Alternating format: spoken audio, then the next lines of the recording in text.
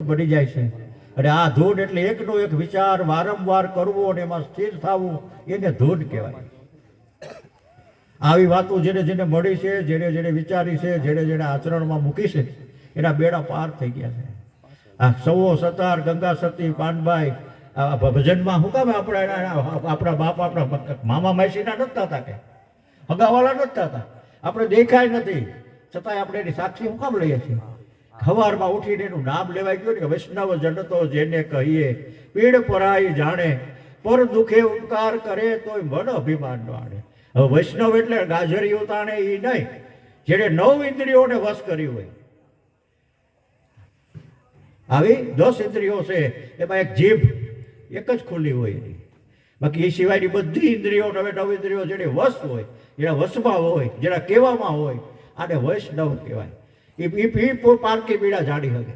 અને એ ઉપકાર કરે તો એને અભિમાન ના. બોલો તો જરાક વાત કરે, હું મેં કર્યું, હું નો વધતા ફલાણા ભાઈનું કામ થાત જ નહીં.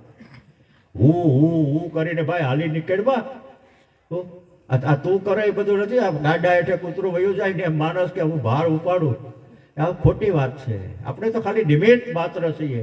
ઈશ્વરની ઈચ્છા વિના પાંદડું હલી શકતું નથી. આ ઈશ્વરવાદી માણસો આવો વિચાર કરે. અને હું કરું એ જ અજ્ઞાનતા. સંતો એની વાણી દ્વારા કહે છે કે આ તો હું કરું એ વાત નથી. આપણાથી કાંઈ થઈ શકતું નથી. આ આપણા હાથની ઈચ્છા હોય ને, આપણે ખાલી નિમિત્ત માત્ર બના. આપણે ઈશ્વર આપણને નિમિત્ત બનતો નથી, આપણને નિમિત્ત બનાવે છે. એટલે આવું સત્સંગ જેને પાસે છે, જેને જેને જાણ્યો છે, જેને જેને માણ્યો છે, આ જાણવા જેવી વસ્તુ નથી, માણવા જેવી વસ્તુ છે. આ વાતને જાણવા જેવી વસ્તુ નથી. આ જો તમે એને માણી લ્યો અટલ વિશ્વાસથી, તો ખરેખરો રંગ આવી જાય. એ પાકો રંગ હોય ને એ બધી પલટેટી હોય નહીં, કાચો હોય ને તરત જ ગાયે ઘા તમે લુગડા ધોવો તો બીજા લુગડા બગાડે. આગળ આપણે ઘણી વાર પહેલા વાત થઈ હતી કે ભાઈ આપણે કચરો છે ને કાયમ કાઢવો પડે, કાયમ કાઢવો પડે. કચરો આવે ક્યાંથી? આ બહારથી આવે. આ બધું આપણામાં નથી. આ પણ આવ્યો ને એને સત્સંગ રૂપી એસિડ નાખી, રેણીના એસિડથી, સત્સંગના વિચારોથી આ કચરાને સત્સંગની હાવેડીથી જો તમે સાફ કરશો ને, તો કાયમ માટે બાયું બેનું દીકરીઓ કાયમ હું કામ સંજવાડી કાઢે છે. એ આવે ક્યાંથી આ કચરો? ડાઘો પડ્યો હોય ને એ કાઢવા માટે હાબુ જોઈએ. ડાઘો પડવો ન પડે, મેડે પડી જાય, પણ કાઢવો પડે. એમ આપણામાંથી વિચારો કાઢવા પડશે, સત વિચારો લાવવા પડશે. જો જૈસા સોચતા હૈ વૈસા એવો બન જાતા હૈ. તમે જેવા વિચારો કરો ને, આચાર વિચાર વાણી વર્તન, જેવા તમે વિચારો કરો ને એ તમારું આખું વાતાવરણ સામે આવી જાય. એટલે સંતો ભક્તો ઋષિમુનિઓના જે સિદ્ધાંતો છે એ સિદ્ધાંતો લઈ રેડી સાથેનું ભજન કરી અને આપણે પાર ઉતરવાની વાત છે. આ નામ લિયો એને સબકિયો સકલ શાસ્ત્ર કો ભેદ, બિના નામ નરકે ગયા પડ ચારે વેદ. નામ કેવું? નામ એટલે શું? નામ સમોવડ કોઈ નહીં, જપ તપ તીરથ ને યોગ. એક આવા સારા નામે પાતક છૂટીએ, નામે નાશે રોગ. નામ એક એવું છે, અનામી નામ છે. કેવું છે? જેનું કાંઈ નામ નથી, આવું નામ છે અનામી. અને આ પ્રેમ લક્ષણા ભક્તિ છે. આપણે કૃષ્ણની જેવી હતી ને, આપણે કૃષ્ણ પ્રેમ લક્ષણા ભક્તિ કરી ગયા. સુદામાજી કૃષ્ણને મળવા જાય છે. મળવા જાય તો પોતાના ઘરમાં તો કાંઈ નહોતું. ઘરવાળી કહે છે કે ભલે ભગત, તમારો ભગવાન તો જો હોનાની દ્વારકા દઈને બેઠો છે. હું મારી પાસે માગું નહીં કે સતી તું દેવી કે ને, તો હું મારી પાસે માગવા ન જાઉં. હું ભિક્ષુક થોડો છું, ભલે ને બ્રાહ્મણનો દીકરો છું, પણ મારા ભેગો ભણતો. તો કે અરે મારા ભેગો ભણતો ને તો એનું લેસન પણ હું કરી દેતો. કે હું હારે ભણતા હતા તને બનાવી દેતો નોટ. હું સીધા બોલતો તો પછી જાઉં ને, તો કે પણ મારે હું જઈને હું કેવી રીતે માગવું? એ કે માગવું નહીં પડે, તમારી દશા જોઈને સમજી જાય. તમે એક વખત જાઓ. બહુ પાછળ પડ્યા ને એટલે સુદાભાઈએ શું કર્યું? આજુબાજુમાં તાંદૂળ લીધા, તંદૂરના દાણા લઈ છેડામાં બાંધી ફાટલા તૂટલા ધોતિયામાં અને હાયલો ધીમે ધીમે ધીમે ધીમે ધીમે જ્યાં દ્વારકાધીશ સોનાની દ્વારકા છે જ્યાં રહે છે ત્યાં ગયા. સુદામા હવે બોલા તો બિચારા ગયા, ભાઈ આયા કાંઈ અમારા કૃષ્ણ ભગવાન આવા થોડા દોસ્તારું હોય. જવા દે કે એટલે ભાઈ મારે કૃષ્ણને મળવું કોક ગયો તો ખરો કે ગરીબ બ્રાહ્મણ તને મળવા આવ્યો નહીં કે આપણું તમારું કામ નહીં જવા દે.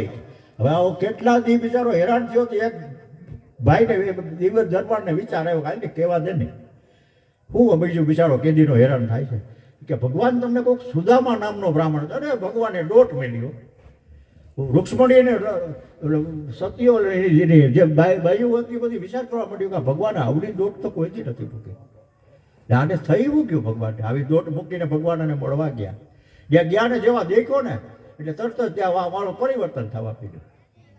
ભગવાને પોતાને લઈને રૂક્ષ્મણીને કીધું આના પર શરણ પખાડો, મારા પિતાંબર પહેરાવો અને મારા આસનમાં તે બેહાડો. આ મારો બચપણનો મિત્ર છે ભાઈ, આપણે ભેગા ભણતા ભેગા રમતા ખબર છે ને તો કે હાલ ભાઈ આપણે આવે કે નદીએ નાહી આવીએ. ભગવાને સુદામાને એની માયા દેખાડી. નાવા જ્ઞાન જેવી ડૂબકી મારીને એટલે સુદામાને તો સંસાર માંડ્યો ને 10-12 છોકરા થઈ ગયા ને બાપા આમ ને બાપા આમ ને બાપા આમ ને બધા માઇક કરે માયામાં નાખી દીધું. સુદામાએ વિચાર કર્યો કે હું મારી પાસે આવ્યો ક્યાંથી, આ તો હમો હલવાનો આવ્યો માગવા, માગી નો આવ્યો એ પહેલાં તો માયામાં નાખી દીધો આને. હવે હાડું શું કરવું હોય કે તો કે હવે શું થાય, થોડીક વાર થયો ને ભગવાને પાછી ડૂબકી ખેંચી મારી ખુદામાં બહાર નીકળી જોયે ભગવાન તમે તો જ્યાં નહીં બેઠા ને હું તો ઘર માંડ્યું, સંસાર માંડ્યો, કેટલા છોકરા, આવું બધું મને દેખાડું. એ કે ભાઈ હજી તો તારી ભાભી રોટલાય નથી કર્યા, હાલ આપણે જઈએ હવે. એટલે ઈશ્વરની માયા આવી છે, અપાર છે, અમાપ છે. સુદામાને સોનાની દ્વારકા હતી ને એમાંથી જેટલું ઘટતું હતું ને બધું આપી દીધું. જ્યાં સુદામા પાછા ગયા ને તો વિચાર કરવા માંડ્યા કાંઈ મારા ઝૂંપડા હતા એ ક્યાં ગયા, સોનાના બંગલા બની ગયા અને અગાધ દાગીના પહેરીને ઘરવાડીને છોકરા બોકરા બધા બેઠા છે. અરે આવો સ્વામીનાથી કે તમે ક્યાં ગયા હતા? તો હું તો ભગવાનને મળવા તો મને મોકલો હતો. ભગવાને જુઓ ને આપણું કેવું કરી દીધું. એટલે ઈશ્વર આવો દયાળુ છપ્પર ફાડીને દે છે અને થપ્પડ મારીને લઈ લે છે. આવો ભગવાન છે. તમે જેવું કર્મ કરો ને, સત્કર્મ કરો એ પ્રમાણે સત્ય મળે, અને અકર્મ કરો તો ઓછું પડે.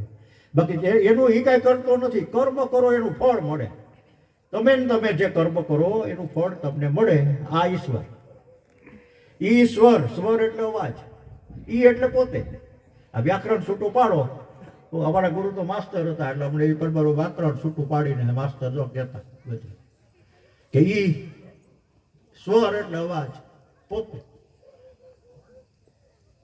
બીજો નથી. આ જે બોલે એ બીજો નહીં, પરમેશ્વર છે પોતે. અજ્ઞાની ને આંધળો એ તો નોખો પડી ગોતે. તમે એનાથી જેટલા અલગ પડશો ને, તમારા આચાર વિચાર વાણી વર્તન જેટલા અલગ હશે ને, આટલું તમારું નકામું થાય. ભાઈ એક વિચાર રાખજો, એક જ વાત, એક જ વિશ્વાસ, એક જ વચન, એક જ વાણી બોલો, એમાં તમે રહેજો. આ એક આચરણ હશે ને તો કોઈ દિવસ તમને ક્યાંય છેતરાશો નહીં. હવે આજે આપણે ભેગા મળ્યા છીએ તો થોડુંક લાખા ભગત લઈ આપણે સાંભળવા જોઈએ. તો હું જેટલો બોલ્યા કરીશ તો પછી પાછો કેટલો વારો કેદી આવશે. એટલે આટલું કહીને મારા શબ્દોનો વિરામ આપું છું. હવે આપણે થોડુંક લાખા ભગતને સાંભળીએ. બોલો સતગુરુ મહારાજ.